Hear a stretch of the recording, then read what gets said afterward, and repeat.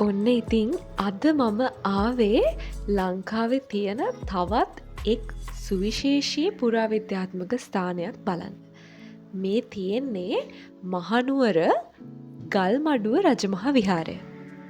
ඇත්තටම මේක තියෙන්නේ ලේවැල්ල ප්‍රදේශය ආසන්නව. ඉතින් ඔයාලට Google Map එකේ සර්ච් කරෝතින් ගල්මඩුව රජමහා විහාරය කියලා කිසිම ප්‍රශ්නයක් නැතුව මේ තැනට ළඟා වෙන්න පුළුවන්. කීර්ති ශ්‍රී රාජසිංහ රජතුමාගේ කාලේ තමයි මේක හදලා තියෙන්නේ.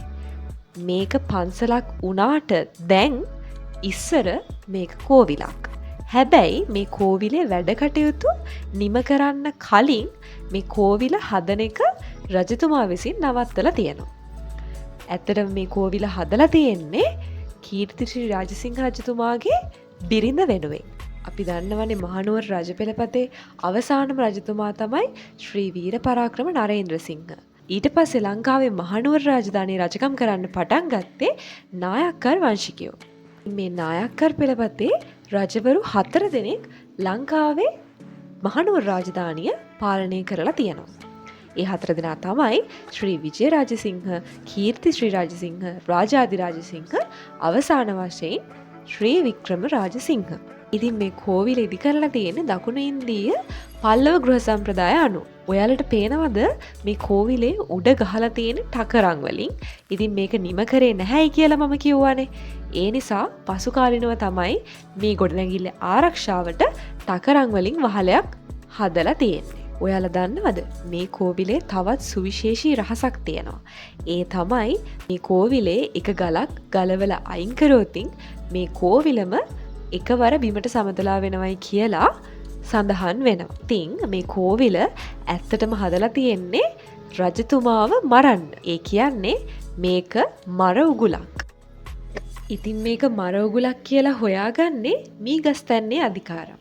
එයාට තමයි රජතුමා මේක හදන වැඩ ටික බලන්න බාර දීලා තිබ්බේ.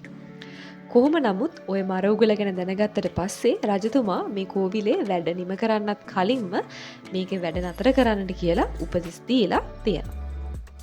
රජතුමා මේක දැනගත්තට පස්සේ ගොඩක් කනස්සල්ලට පත් වෙලා පස්සේ තමයි දෙගල් දොරුව රජමහා විහාරය ඉදි කරලා තියෙන්නේ. මගේ වීඩියෝස් බලන කට්ටිය නම් ඒ විහාරය දැකලා ඇති.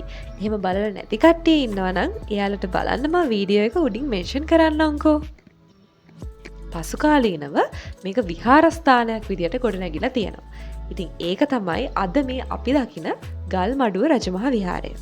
අපි දැන් යමු බුදුමැදුර බලන්න. මේකෙත් පාදම නම් ගොඩක් උස් කරලා තමයි හදලා තියෙන්නේ. ඇතුළට යද්දිම බලා ගන්න තියෙන්නේ මහනුවරගේ කැටයම් ටික. මෙතන එළිය මදි නිසා මම ෆෝන් එකේ ටෝච් එක ගහලා ඔයාලට පෙන්නන්නම්කෝ. පේනව නේද ඔයාලට? මේ තියෙන්නේ මහනුවර යුගයේ චිත්‍ර ශිල්පය.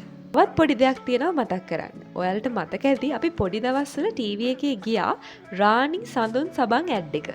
ඒක මතකයි නම් ඔයාලට ඒ ඇඩ් එකේ තිබුණේ මෙතනම තමයි. ඔයාලා අනිවාර්යෙන් මහනුවරාවතින් මෙතන බලලා යන්න අමතක කරන්න එපා.